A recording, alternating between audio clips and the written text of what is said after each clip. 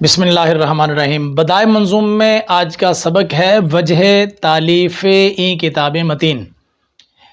اس کے اندر مصنف رحمۃ اللہ علیہ اس کتاب کی تالیف کی وجہ بیان کر رہے ہیں کہ میں نے یہ کتاب کیوں لکھی ہے۔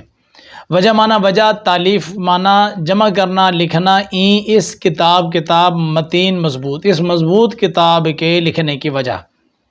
پہلا شعر ہے بعد ازاں گاہ کہ شد بفضل خدا خامہ رتب اللساں بائیں اسما۔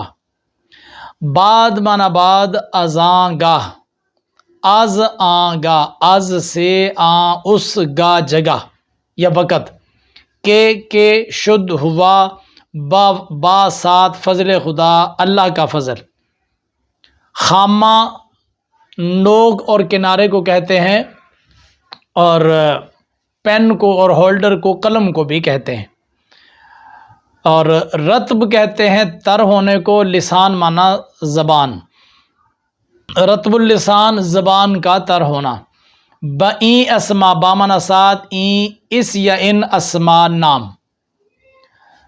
آپ فرماتے ہیں بعد اس کے کہ اللہ کے فضل سے قلم کی زبان ان ناموں کے ساتھ تر ہو گئی۔ یعنی اوپر پچھلی کلاسوں میں اللہ تعالیٰ کی حمد و ثنا کے بعد نبی اکرم صلی اللہ علیہ وسلم کی تعریف اور آپ پر درود و سلام کے بعد صحابہ کرام، پھر اہل بیت اطہار، پھر اصحاب بدر، پھر اصحاب احد، بیت الرضوان میں شرکت کرنے والے، مطلب تمام صحابہ کرام اور تابعین کا ذکر کرتے ہوئے، صالحین کا ذکر کر کے، سرکار غوث پاک کا ذکر کر کے فرماتے ہیں کہ جب میں نے اپنے قلم کے ساتھ ان بزرگ ہستیوں کی تعریف لکھ لی تو میری قلم کی زبان تر ہو گئی، اس کی نب گیلی ہو گئی۔ اب اس کے بعد پھر میں، جو میرا مقصد ہے، اپنے قلم کو ان بزرگ ہستیوں کا نام لکھ کر جب اس اپنے قلم کو میں نے برکت دے لی اور تبرک حاصل ہو گیا، تو اب میں اگلی گفتگو کر رہا ہوں۔ کرد تمہید مدعا مرقوم آ کے فقہ ہست بہترین علوم۔ کرد معنی کی، تمہید معنی تمہید، یعنی کسی کام کی گفتگو کے لیے اس کو سمجھنے سے پہلے دو چار باتیں، کچھ باتیں جب ہم ذکر کرتے ہیں تاکہ ان کے ذریعے اگلی بات سمجھ آ جائے، تو وہ جو پہلی باتیں کی ہوتی ہیں وہ اصل مقصد نہیں ہوتا، وہ سمجھانے کے لیے، اگلی بات سمجھانے کے لیے پہلے آپ چند باتیں کرتے ہیں، ان کو تمہید کہتے ہیں۔ مدعا معنی مقصد، مرقوم کا معنی لکھی ہوئی۔ معنی وہ کے معنی کہ فقہ است ہے بہترین علوم۔ مقصد کی تمہید کو لکھنا کیا، یعنی ان بزرگ ہستیوں کے نام لکھ کر جب میری قلم میں برکت آ گئی تو میں نے اپنے مقصد کی تمہید کو لکھا، کیونکہ فقہ ہست بہترین علوم، کیونکہ فقہ جو ہے یہ تمام علوم میں سب سے بہترین علم ہے۔ پس زکوٰۃ و صلاۃ و صیام گرچہ رکنند جملہ در اسلام۔ پس پھر زکوٰۃ و اور صلاۃ نماز، صیام روزہ، اگرچہ رکن اند ہیں، جملہ سب در اسلام میں۔ پھر زکوٰۃ اور نماز اور روزہ اگرچہ اسلام میں یہ رکن ہیں، یعنی اسلام کے جو 5 ارکان بیان کیے گئے ہیں ان میں زکوٰۃ بھی ہے، روزہ بھی ہے اور نماز بھی ہے، یہ سارے کہتے ہیں کہ مجھے ان میں کسی کا انکار نہیں ہے ان کے رکن ہونے میں، لیکن لیک اقدم بود صلاۃ و صوم کے بدا حاج دست عام و مدام۔ یہ اصل میں بیان کرنا چاہتے ہیں کہ ان کی اس کتاب کے اندر زکوٰۃ کا بیان نہیں ہے، حج کا بیان نہیں ہے، صرف نماز کا اور روزے کا بیان ہے۔ تو یہ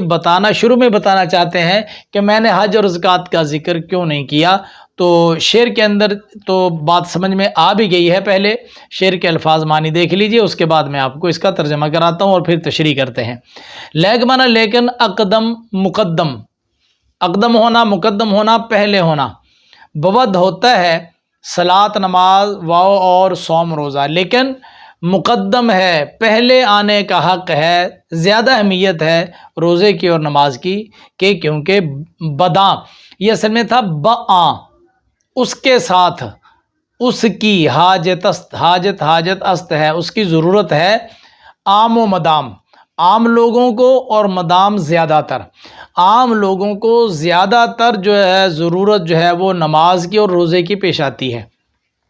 کیونکہ نماز ہر انسان بالغ پر فرض ہو جاتی ہے، اور وہ اس کے لیے ضروری نہیں ہے کہ کسی مخصوص شہر میں آپ جائیں تب نماز فرض ہوگی، آپ کسی بھی شہر، کسی بھی علاقے میں کہیں پر بھی ہیں آپ کے اوپر نماز فرض ہے۔ اسی طرح روزہ بھی آپ کسی بھی خطے میں ہیں تو اگر آپ عاقل ہیں، بالغ ہیں، تو آپ کے اوپر روزہ فرض ہے۔ حج کے لیے، حج ہر آدمی پر فرض نہیں ہوتا،